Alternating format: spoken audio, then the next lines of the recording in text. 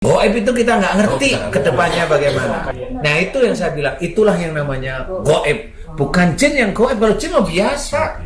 Bukan jin yang goib. Kalau jin itu mah biasa katanya ya. Jadi jin itu bukan goib katanya. Jin itu biasa. Kenapa? Orang-orang non-muslim itu bisa lihat jin. Dari segi etimologi aja, kata-kata jin, akar kata jin itu berasal dari jana ya junnu. Artinya yang tersembunyi, yang tertutup. Dari situ aja kita bisa lihat bahwa jin ini adalah sesuatu yang memang tidak terlihat dengan kasat mata. Artinya goib, teman-teman. Jin itu artinya yang tertutup. Jadi jin itu artinya tertutup. Jadi secara bahasa, jin itu adalah makhluk yang tidak terlihat oleh mata. Teman-teman, saya punya channel kedua yang namanya DS Official Strip Dodi Sefriadi. Silahkan mampir ke sana dan ingat di subscribe juga. Assalamualaikum warahmatullahi wabarakatuh. Kemarin saya sudah bahas mengenai pengobatan ruqyahnya Pak Danu yang biayanya katanya mahal banget. Kalau katanya pesulap merah diduga mengulur antrian gitu ya. Jadi dibuat lama, yang mau cepet bisa bayar lebih mahal. Bahkan dibuatkan tingkatan ya, ada reguler, ada VIP, ada VVIP. Mulai dari 5 juta sampai 15 juta. Yang belum nonton video sebelumnya, sebaiknya nonton dulu deh video sebelumnya. Karena untuk lebih jelas ya, video ini juga berkaitan dengan video sebelumnya teman-teman. Dan di video sebelumnya itu juga disebutkan oleh Ustadz Noverdi. Beliau baca komentar-komentar jejak digital, ada yang katanya bayar sampai 30 sampai 50 juta teman-temannya.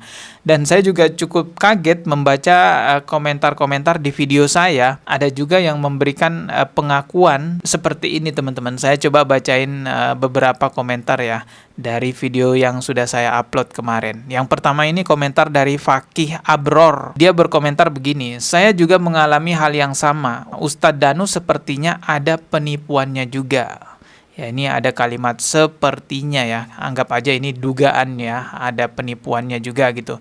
Saya ikut mengantar saudara saya untuk pengobatan. Kita sempat menginap di sana, terpisah dengan padepokan Ustadz Danu. Singkat cerita, pengobatan memang super mahal, bahkan kalau dihitung-hitung lebih dari 50 juta. Seharusnya Pemda atau dinas terkait untuk menyelidiki pengobatan Ustadz Danu ini yang menurut saya sangat keterlaluan. Jadi kalau Fakih Abror ini menduga ada penipuan di dalamnya ya, karena berdasarkan pengalamannya juga ada saudaranya yang juga katanya terkena tarif 50 juta sampai ya berobat di sana. Yang mana kita tahu kan pengobatannya Pak Danu itu setahu saya ruqyah sampai 50 juta, ini perlu dipertanyakan memang. Lanjut, ada lagi yang berkomentar seperti ini. Ini dari Ahmad Fauzi Channel. Betul sekali tarifnya mahal, belum tentu ketemu Pak Danu, paling juga asistennya. Pengalaman almarhum Bapak. Oh, jadi almarhum Bapak Ahmad Fauzi Channel ya. Pernah ke sana juga. Pengobatannya memang mahal katanya dan belum tentu ketemu dengan Pak Danunya. Ya malah ketemu dengan asistennya saja gitu. Berikutnya lagi ada komentar dari Muhammad Zaini 6150. Berkomentar begini, beliau itu memang mahal biaya berobatnya. Saya punya teman anaknya ketempelan jin aja 3 kali bolak-balik 10 juta per doa sekali datang. 3 kali bolak-balik sekali doa 10 juta, berarti habis 30 juta dong ya. Belum ongkosnya dan tidak sembuh mas. Mau dibuat 5 kali bolak-balik ya nyerahlah. Kalau bisa sekali datang itu namanya sekalian beramal. Kenapa harus dibuat bolak-balik? Sembuh juga tidak, dah kehabisan duit 30 juta. Oh iya.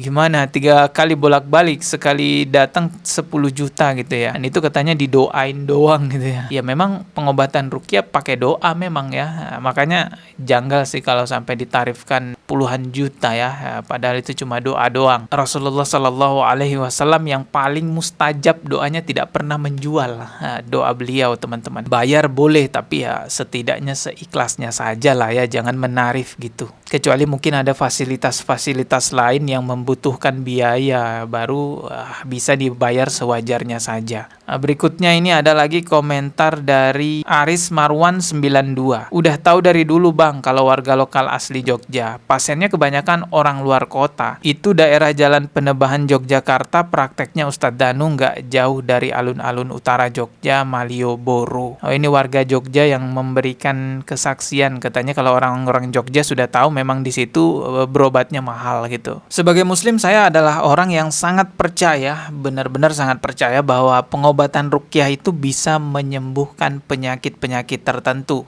Karena memang Al-Quran kan diturunkan salah satu fungsinya sebagai asyifa ya, penyembuh. Jadi memang ada ayat-ayat khusus di dalam Al-Quran itu yang memang sebagai doa untuk menyembuhkan penyakit, baik itu penyakit yang disebabkan dari sihir dan lain-lainnya. Ruqyah ini metodenya adalah doa teman-teman ya. Jadi kalau doa itu ditarif sampai puluhan juta, nah ini adalah sesuatu yang sangat keterlaluan. Saya sendiri sebenarnya tidak tahu juga tarif standarnya pengobatan ruqyah itu seberapa sih sebenarnya ya. Karena saya bukan praktisi ruqyah, namun ya pastinya tidak nyampe 50 jutaan lah. Kalau tarif ruqyah 50 jutaan ini ada sesuatu di baliknya pasti. Dan mengenai Pak Danu ini sebenarnya udah lama juga saya melihat statement-statementnya di sosial media, banyak hal-hal yang membagongkan. Contohnya dalam video ini Pak Danu mengatakan bahwa jin itu bukan perkara goib.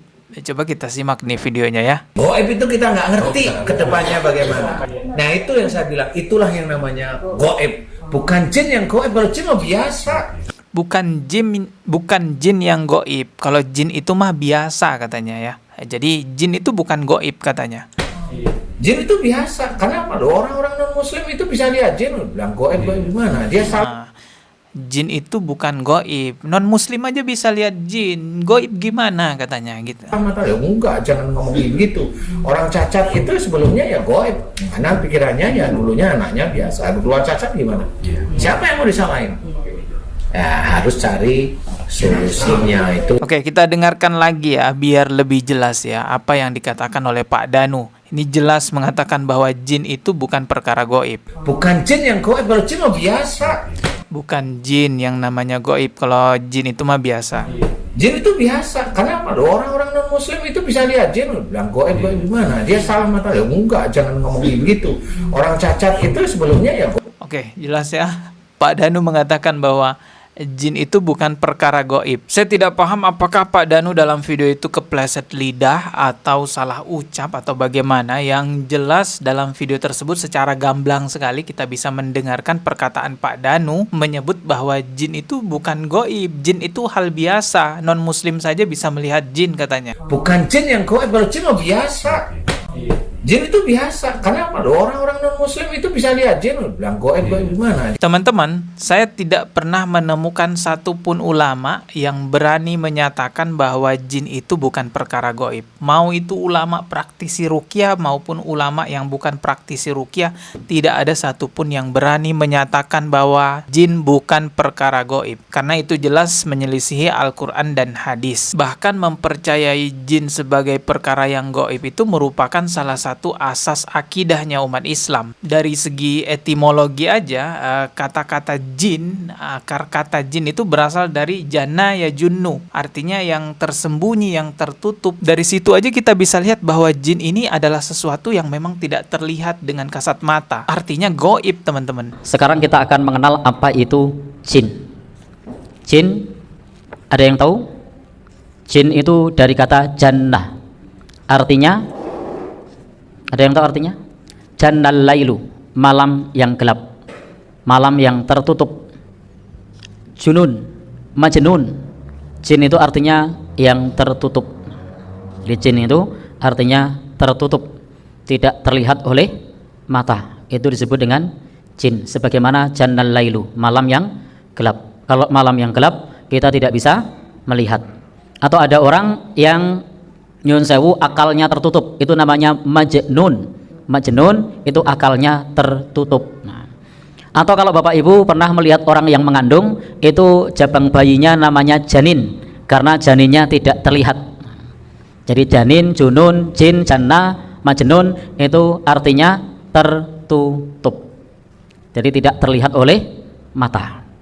Jadi secara bahasa, jin itu adalah makhluk yang tidak terlihat oleh mata. Jadi dari segi bahasa saja, makna jin itu menunjukkan bahwa ini adalah makhluk goib yang tidak terlihat oleh kasat mata, tertutup teman-teman. Dan tidak ada ulama yang berselisih pendapat mengenai apakah jin ini makhluk goib atau bukan. Memang ada perdebatan mengenai apakah jin itu bisa terlihat atau tidak. Adanya orang memperdebatkan mengenai jin itu bisa terlihat atau tidak. Perdebatan seperti itu ada, tapi itu tidak menghilangkan makna bahwa jin itu makhluk goib. Dan sebagai muslim kita wajib mempercayai adanya perkara goib. Salah satunya jin, teman-teman. Dalam Al-Quran surah Al-Baqarah ayat 2-3 itu jelas sekali. Zalikal kitabu la raiba fi hudan lil muttaqin. Kitab ini tidak ada keraguan di dalamnya, petunjuk bagi orang-orang bertakwa. Siapa itu orang-orang bertakwa? Dijawab di ayat berikutnya. Allazina yu'minuna bil ghaibi wa yuqimunas sholata wa mimma razaqnahum yunfikun. Orang-orang bertakwa itu allazina yu'minuna bil ghaibi,